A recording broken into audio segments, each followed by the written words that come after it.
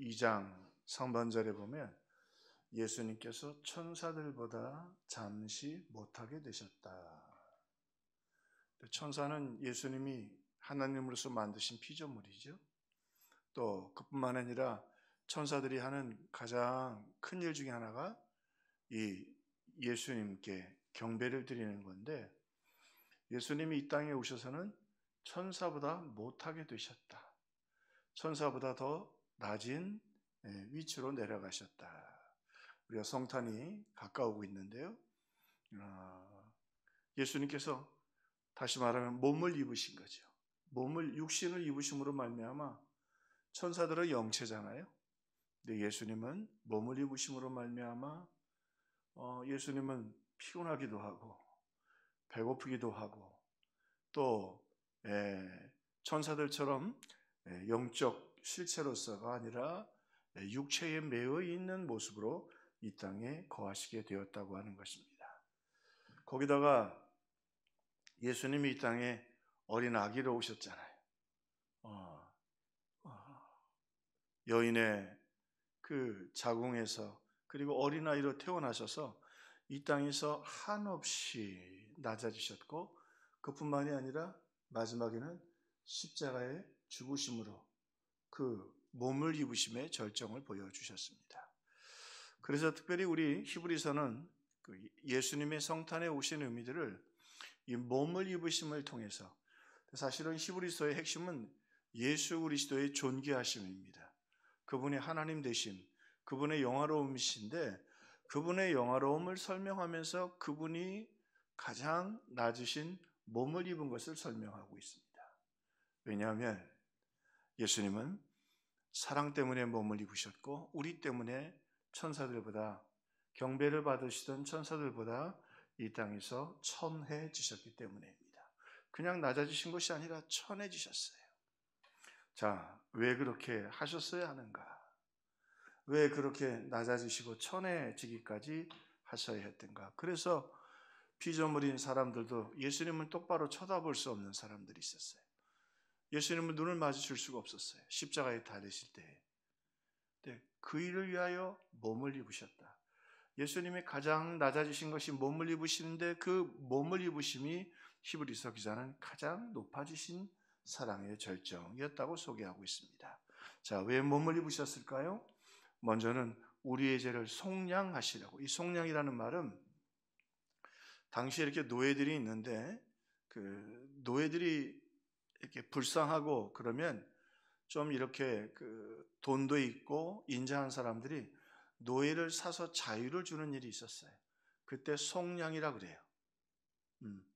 그러면 노예 입장에서는 이제 다른 노예로 팔려가는 것도 아니고 자유자가 되어서 자유롭게 이 땅의 삶을 살 수 있는 것이죠. 그리고는 당시의 노예들은 여러 종류가 있었지만 대표적인 경우는 전쟁에서 붙잡혀 오는 거예요. 뭘 잘못해서가 아니라 착한 사람들 그냥 살고 있는데 로마가 그냥 가가지고 다 우리가 이겼다, 그리고는 막 싸우려는 의지도 없는 착한 사람들을 노예로 만들었던 거고, 또 하나 노예를 만드는 건 빚 때문이었어요. 특별히 팔레스타인, 예수님이 계셨던 이 중동 지역은 빚 때문에. 그래서 좀 설명을 드렸죠. 예수님께서 그 불의한 청지기가 그 기름 100마리면 네가 50으로 써라. 예수님이 거기에 대해서 책망을 안 한 건 그들이 그 아주 못된 성경을, 율법을 어기는 일을 했기 때문에. 하나는 유대인들끼리는 절대 이자를 받으면 안 됐어요. 또 하나 고리대금은 누구에게도 하면은 안 됐어요. 근데 예수님이 그 이야기를 하실 때 이 어려운 나라를 잃은 상황 속에서 부자들이 그 당시의 역사의 기록을 보면 이자를 주면서 100% 이자를 받았어요. 돈을 꽂으면서. 그러니까 100만 원을 꽂는 순간 이자도 100만 원을 받는 거예요. 그게 당시의 정서였던 거예요. 아주 못된 짓이었죠. 그러니까 어떤 의미에서는 이 사람이 불의한 것 같지만 정의를 실현한 사람이었다는 말이에요. 어찌되었든 그거 못 갚으면 노예로 팔려가는 거예요. 자식도 노예로 가는 거예요. 그런데 누군가 그 빚을 다 갚아주고 그 불의한 삶의 현실 속에서 그 빚을 다 갚아주고 자유를 준다면 얼마나 고마운 일이었겠어요. 자, 여기 두 가지 의미가 있습니다. 여러분이 이 땅에 사는 날 동안 이 불의한, 우리도 마찬가지죠. 지금도 은행이 그렇게 정직하다고 보는 사람 없지요. 이 불경기인데도 은행은 계속, 은행 다니는 분은 좀 용서하십시오. 계속 은행은 앉아서 돈을 벌잖아요.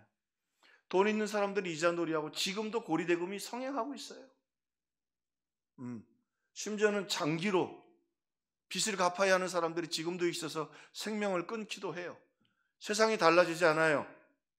자, 그러면서 오늘 주님, 이 속량이라는 단어가 아주 놀랍게 다가오는 건 예수님이 이 문제를 해결할 방법이었어요. 우리는 죄로 말미암아 사탄의 노예가 되고 이 땅에서 죄 아래 살게 되고 결국 죽음이 오고 그 죄로 말미암아 영원한 지옥에 빠질 수밖에 없어요. 그 죄가 너무 크고 사회도 악하고 해결할 방법이 없어요. 방법은 단 하나예요. 창조주인 그분이 이 땅에 오셔서 우리의 죄를 다 갚는 거예요. 그분이 몸을 입고 십자가에 죽으시는 것 외에는 방법이 없었어요. 대책이 없었어요. 그 트로이라고 하는 영화에 보면 그 트로이 제국이 잘못하지요. 그러니까 그 잘못했던 그 둘째 아들을 내놓으라고 그래요. 근데 안 내놓죠. 전쟁을 해서 나라가 망가져요. 만약에 그 둘째 아들이 연애를 잘못해가지고 문제를 만들었는데 그 트로이 제국 말고 그 브래드 피트가 있는 그 제국에 그 사람들이 요구하는 대로 둘째 아들을 내놓으면 전쟁 안 하겠다는 거예요. 근데 결국 안 내주니까 전쟁에서 나라가 망해버렸어요. 트로이는 나라가 아주 없어져 버렸어요. 역사상 상당히 위대한 나라 중에 하나였어요. 작았지만. 그런데 오늘 예수님은 우리를 살리기 위해서 기꺼이 스스로 몸을 입고 이 땅에 오셔서 오늘 우리를 죄와 저주에서 속량하시기 위하여 몸을 입으셨던 것입니다. 여기 중요한 것 있어요. 아무도 그 길을 알지 못했고 창조주 하나님밖에 모르는 거예요.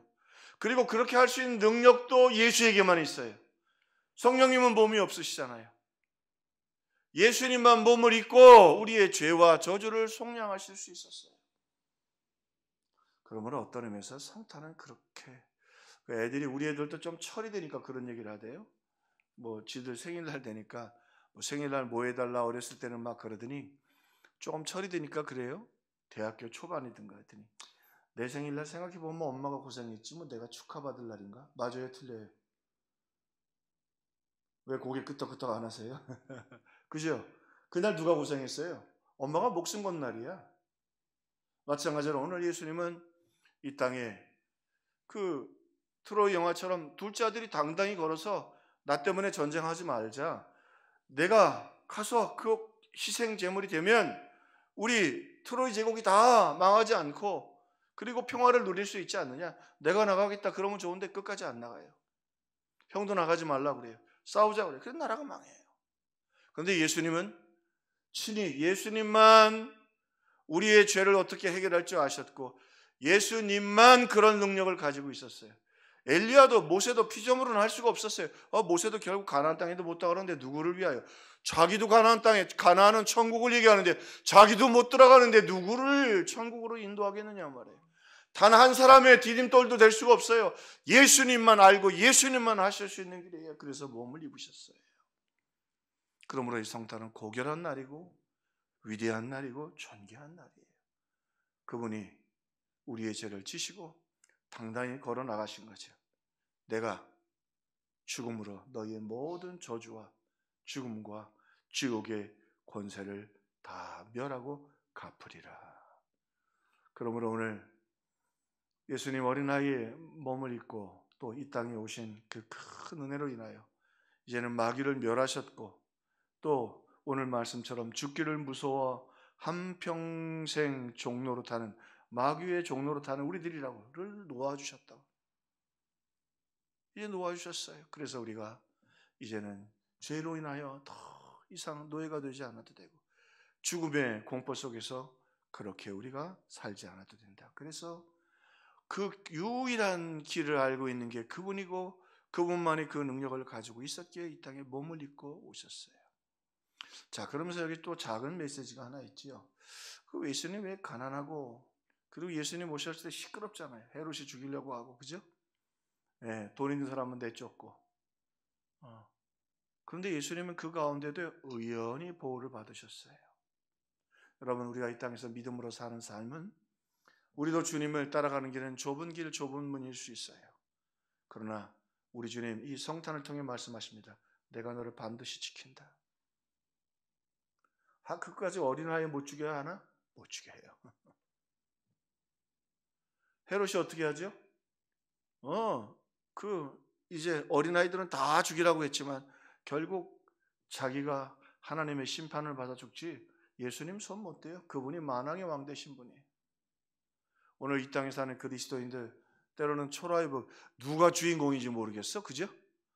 호텔에 산타에 그 산타는 왜 그거 참 만들어 놔가지고 아이들한테 예수님하고 헷갈리도록 사탄이 만들어 놨는데, 그렇지만 중요한 건 믿음으로 사는 여러분, 때로는 그 구유에 사는 여러분들을 주님이 지키시고 보호하시고 사랑으로 값지고 사셨다.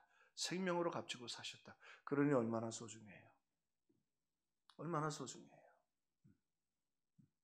자, 예수님이 그렇게 몸을 또 입으신 것 오늘 말씀해 보니까 우리가 보좌 앞에 당당하게 나가게 하시기 위한 것이다. 예수님 죽으실 때 휘장이 찢어졌어요. 휘장이 열 수 있거든요. 위로 말릴 수도 있고. 왜 찢었을까요? 여러분 한번 생각해 보세요. 왜? 휘장이 꽤 두껍거든요. 황소 2마리가 양쪽에서 잡아당겨도 지성소 휘장이 찢어지지 않는답니다. 근데 왜 그걸 찢으셨을까요?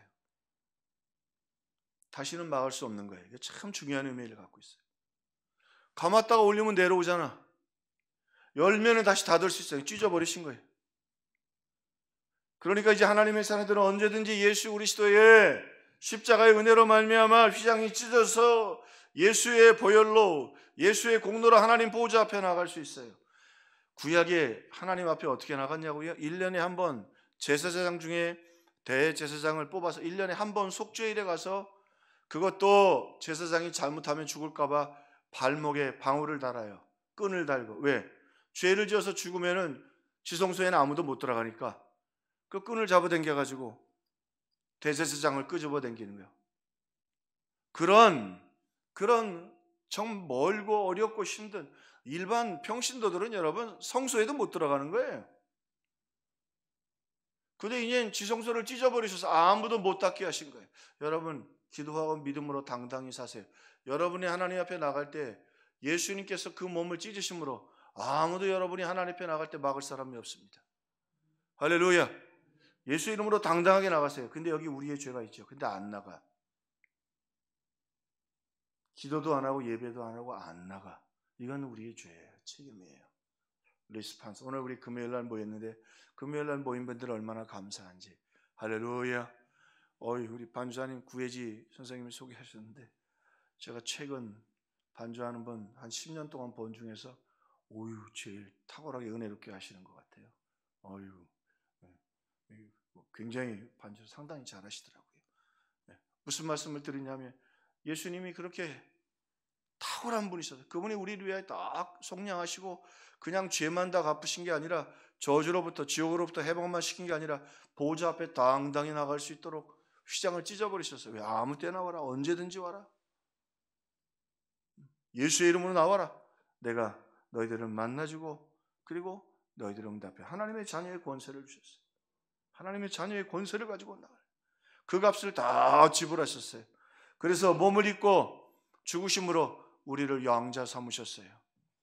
여러분 양자는요 상당히 그때도 법이 많이 발달해가지고 로마 시대 때, 근데 이 양자를 입양을 하면 파양이 많이 되잖아요. 지금 우리나라도 문제가 뭐냐면 우리나라가 선진국이라고 하는 걸 부정했던 이유 중에 하나가 OECD 국가 중에 이제는 뭐 다 이 파양 때문이었어요. 입양을 하는데 또 개를 버리는 거야. 그 비율이 선진국의 비율 중에 하나예요. 근데 아이를 맡아놓고는 조금 힘들고 그냥 버리는 거예요. 파양하는 거예요. 로마도 그런 일이 많아가지고 입양을 하면 법적으로 서약을 한 다음에 못하는 게 하나 있었어요. 한 번 입양을 한 자식은 못 버립니다. 자기 아들은 호적에서 파도 입양한 사람은 호적에서 못 파요. 법으로 정한 거예요. 그러니까 함부로 입양하지 말라는 거예요. 그리고 자기 아들은 유산을 안 줄 수 있지만 입양한 아들은 반드시 유산을 물려주도록 돼 있어요. 그리고요, 여러분, 이 입양이 참 무서운 겁니다. 우리 교회 제가 그래서 한번 법률적으로 검토해 봤는데, 그 데이비스라는 친구가 지금은 나한테 혼나고 들어가서 파키스탄에 대학을 2개나 세웠어요. 근데 이 친구가 한국에 왔다 갔다 하더니 한국물을 먹어가지고 파키스탄에 안 들어가려고 하는 거예요. 그 날부로 우리 집에 입양을 시켜달라고 그러더라고요. 내가 안 된다고 그랬어요. 그랬더니 한경필 장로님을 찾아갔어요. 그 한 장로님이 전화가 왔는데, 목사님 이거 해줘야 되나요? 목사님 절대로 안 됩니다. 장로님 안 됩니다. 하지 마세요. 그러면 안 들어가겠다는 거 아니에요. 우리가 왜 도와줘요? 여기서 공부하고 들어가서 파키스탄을 복음화 시키라는 거지. 여기서 뭐 영어 선생님하고 이렇게 먹고 살려고 자기 형이 그렇게 하니까 넌 그렇게 하면 불러다가 혼찍어을 냈지. 따뜻하게 잘해주니까 항상 잘해주는 자. 너는 뭐 새끼 지금 빨리 6개월 안에 파키스탄 안 돌아가면 너 내가 출입국 사무소에 얘기해가지고 그럴 수 있는 힘이 있었어요. 너 아주 비자를 취소해버리고 한국에 못 들어오게 해버린다고. 장로님 중에 힘 있는 분들이 계셨거든. 내가 널 도와주고 그렇게 힘껏 하고 우리 교회가 도와줄 때는 파키스탄에 돌아가서 복음 전하고 학교 세우라고 하는 것이 여기서 살려고 그래. 혼찌검을 냈더니 결국 죄송해요. 그랬더니 그 교회가 우리 교회보다 더 커요. 한 400명 모인대요. 근데요, 그러면서 제가 법적으로 알아보니까요, 와, 이거 입양이 보통 일이 아니에요. 우리를 자녀 삼으셨다고 하잖아요. 무슨 얘기냐면 제가 좀 알아보니까요, 법적으로 무슨 책임을 다지면 내가 다 져야 돼요. 예를 들자면 그 사람이 도둑질하거나, 죄송합니다, 강간 같은 죄를 지었어요. 그리고 파키스탄으로 배를 타고 돌아갈 수 있잖아요. 몰래 갈 수 있잖아요. 그 책임을 누가 다져요? 입양시킨 사람이 다지게 돼 있어요. 입양이 이거 쉬운 일이 아니되고, 또 하나, 돈을 예를 들자면 돈을 꿨는데 안 갚았단 말이죠. 몇 억을 못 갚았다. 그럼 누가 책임을 져요? 그 친구는 도망갈 거 아니에요. 누가 책임져요? 입양한 사람이 져요.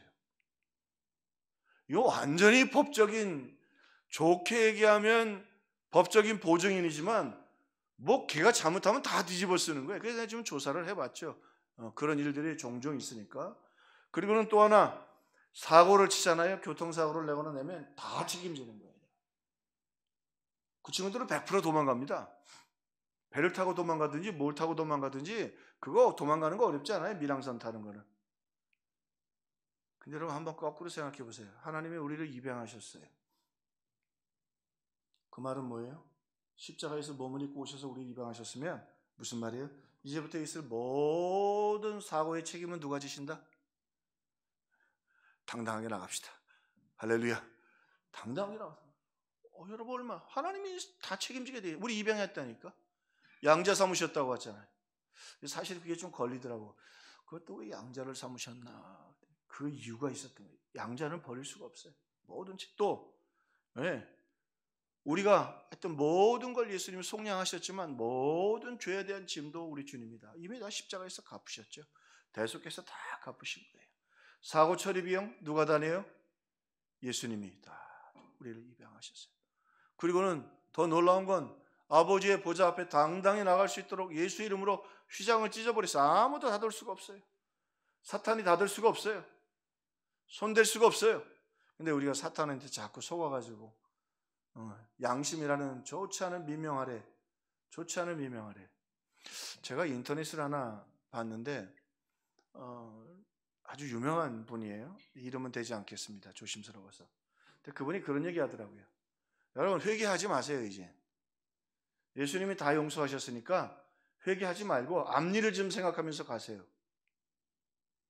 그럴듯한 말인 것 같기도 해요. 그죠? 예수님이 다 용서하셨으니까. 근데 여러분 죄를 품고 살면 불편해서 못 삽니다. 죄 짓고 살면 불편해서 못 살아요. 저도 가끔 제가 뛴 딱지는 내가 뛰어야 되니까 우리 동네 전용 어린이 학교 앞에 한 도장 달라오니까 오이구 26만 원이야. 그렇게 걸어놓거든요. 이선정 집사님 뛰었구나. 안 뛰었어요? 이건 대단하신 겁니다. 그렇게 붙여놓으면 그거 불편합니다. 빨리 내야지. 이자도 올라가지만 조금 있으면 경고장 날라와요. 남바 뛰겠다고. 뛰느냐고 물어보니까 뛰지는 않는데요. 경고장만 날라오는데 계속 날라오고 이자 늘어나고 스트레스 받습니다. 그거 왜 그걸 덮어놓고 앉아 빨리 갚지? 예수 이름으로 용서 구하면 되는데. 여러분, 예수님 몸을 입고 그리고 우리를 위한 온갖 수모와 고난 당하시고 십자가에 죽으셨습니다. 그리고 더 중요한 거 부활하셨습니다. 하늘의 땅과 권세를 다 가지고 있었습니다. 그리고 우리를 양자 삼으셨습니다. 우리의 모든 책임 하나님이 주십니다. 할렐루야. 오늘 우리가 여러분 어떤 문제를 일으켜도 우리 주님이 대신 구속 다 당하십니다. 감옥도 예수님이 가고 그리고 어지간하면 십자가에 다 죽으셨어요. 이제 다 갚으셨어요. 십자가에 생명 바쳐 죽으셨으니. 예. 그래서 그 세밀하게 최근에 연구한 그 연구들을 보면 저도 좀 몰랐던 부분들이 있더라고요. 예수님이 채찍에도 2번 맞으셨더라고요. 그리고 십자가에 달리셨어요. 네.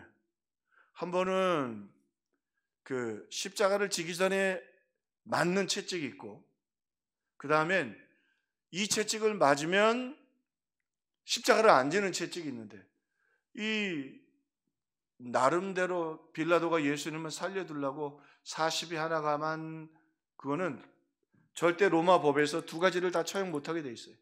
로마 사람 유대인들이 반란을 일으킬 것 같으니까 예수님은 채찍에도 2번 맞으셨더라고요.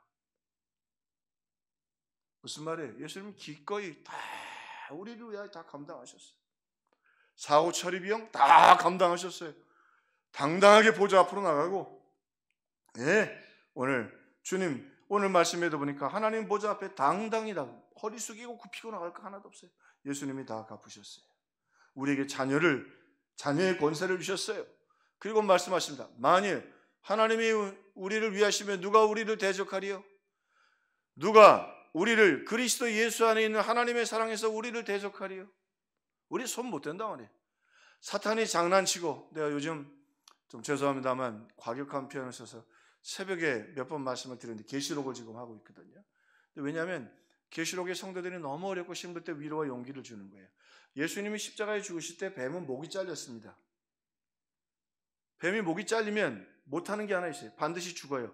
근데 뱀은 금방 안 죽습니다. 목이 잘려도 한참 있고 꿈틀거리고 아주 흉하고 불편합니다. 또 하나, 아무리 피 흘리고 덤비고 보기 흉해도 목이 잘린 뱀은 독이 있습니까? 없습니까? 못 물어요. 꿈틀거려도. 그래서 내가 한 그 학자의 해석을 본 것이 상당히 적절해요. 여러분, 아무리 뱀이 우리를 뭐 무섭게 하고 오면 피해야죠. 뱀이 목이 잘려가지고 오면 피하겠어요? 안 피겠어요? 그거 여러분 손으로 잡기 쉽지 않아요. 그래도 죽은 놈이에요. 이제 꿈틀거리지만 죽은 놈이에요. 피 흘리지만 죽은 놈이에요. 사탄이 아무리 장난쳐도 오늘 우리는 당당히 하나님 보좌 앞에 나갈 수 있다. 오늘도 그렇게 찬송하고 승리하는 저와 여러분들 되기를 주님의 이름으로 축원합니다. 저도 그럴 거예요. 천국 가면 너무 움츠렸네 그런 생각 들 것 같아요. 좀 더 당당하게 살 거예요. 더 많이 기도하고 더 당당하게 힘있게 걸어갈 수 있기를 주의 이름으로 축원합니다. 마지막으로 한 가지, 예수님께서 몸을 입으신 건 참 오늘 귀한 말씀이죠. 시험 받는 자를 능히 도우시려고 그랬다. 시험 받는 자를 능히 도우시려고. 예수님이 부활하셨죠? 천사가 광채 중에 나타나서 마리아에게, 막달라 마리아에게 물어봅니다. 어찌하여 울며 누구를 찾느냐? 그러니까 내 주를 어디다 두었냐고 물어봐요. 어찌하여 울며 누구를 찾느냐? 그런데 이상한 건 예수님도 부활하셨는데 참 예수님은 왜 광채가 안 나셨을까? 부활하신 후에도 예수님은, 천사들은 광채가 났는데 예수님은 광채가 안 났어요. 그리고 마리아 뒤에서 어찌하여 울며 누구를 찾느냐고 물으셔요. 자, 한번 생각해 보세요. 천사들은 고난이 뭔지를 모릅니다. 죄가 없거든요. 완전한 성체이기 때문에 천사들은 죄를 짓거나 넘어지거나 고통당하지 않고 배고프지도 않습니다. 예수님은 몸을 입고 모든 걸 다 견뎌내셨어요.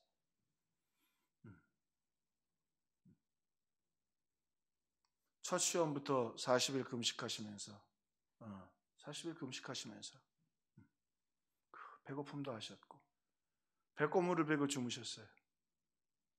너무 피곤하니까.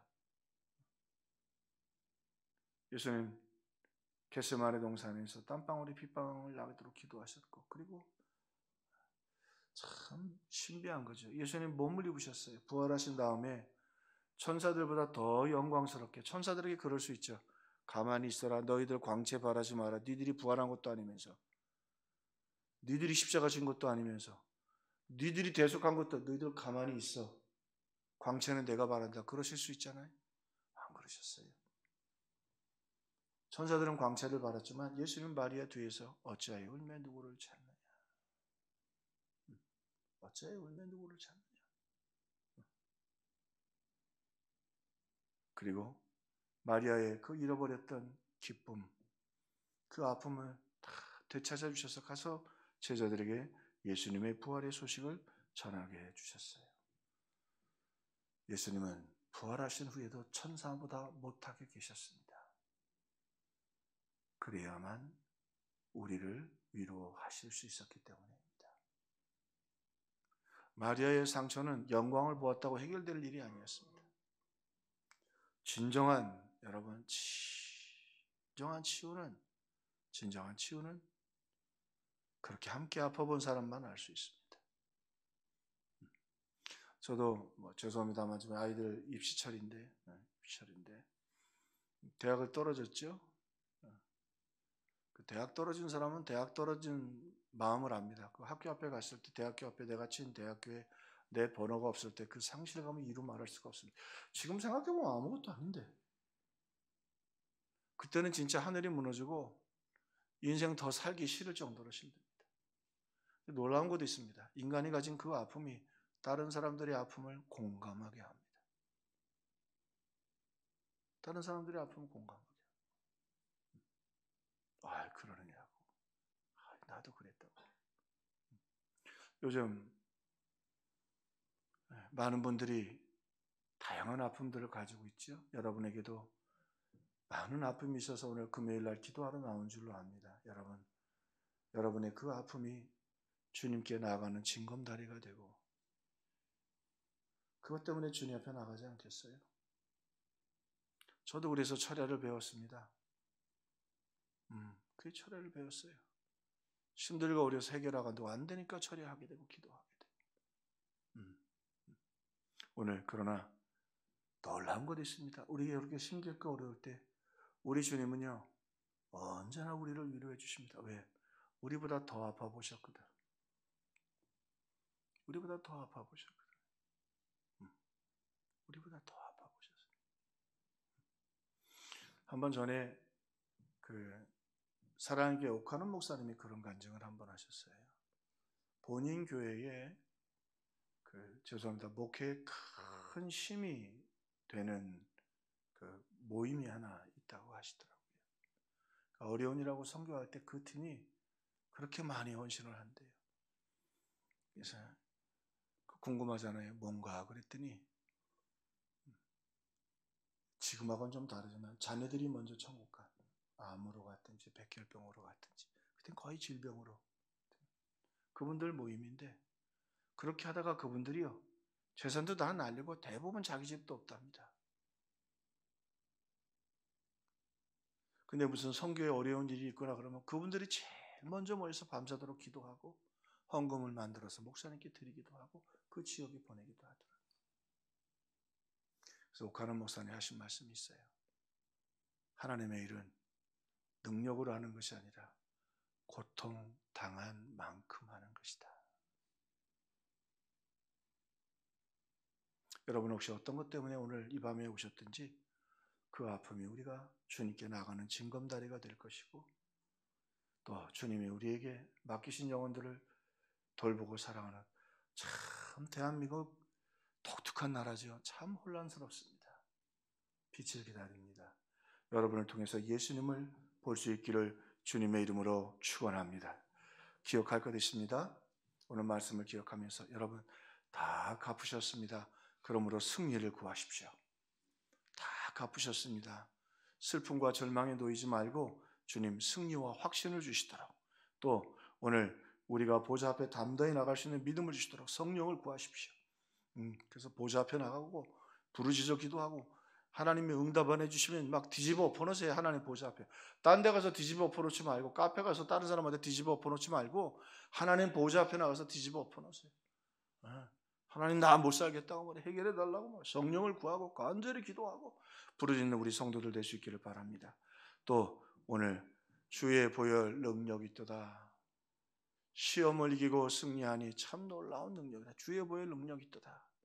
여러분, 주님은 여러분 생명을 주실 만큼 여러분을 사랑하신 분입니다. 여러분 시험 받을 때, 어려움 있을 때 주님 나를 위로하소서. 주님밖에는 위로할 데가 없습니다. 오늘도 전화 한 통을 오전에 받았어요.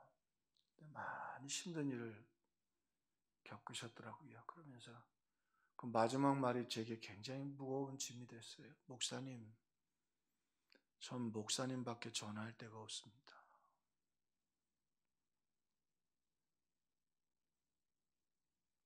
가슴에 막 무너지면서 제가 더 기도하겠습니다. 저는 목사님밖에 기도할 데가 없습니다. 아무에게도 말할 수도 없고 말할 곳도 없습니다. 여러분, 우리 주님의 보좌 앞에 나가, 자비하신 보좌 앞에 나가 꿇어 엎드려서 주님밖에는 나 위로해 줄 사람 없습니다. 친구에게 말할 사람도 없고 가족에게 말할 수도 없고 주님밖에 없습니다. 주님, 오늘 말씀대로 주님 몸을 입으시고 고난당한 건 우리를 시험받는 가운데 능히 돕기 위해 몸을 입으셨사오니 나를 이해하고 그리고 나를 도울 분은 주님밖에 없습니다. 자비하신 보좌 앞에 나가 기도함으로 여러분, 여긴 책임이 따릅니다. 승리를 위해 기도하십시오. 성령을 구하십시오. 보혈의 능력을 구하십시오. 그래서 다시 일어나고 잃어버렸던 확신과 기쁨을 되찾는 저와 여러분 되기를 주님의 이름으로 축원합니다.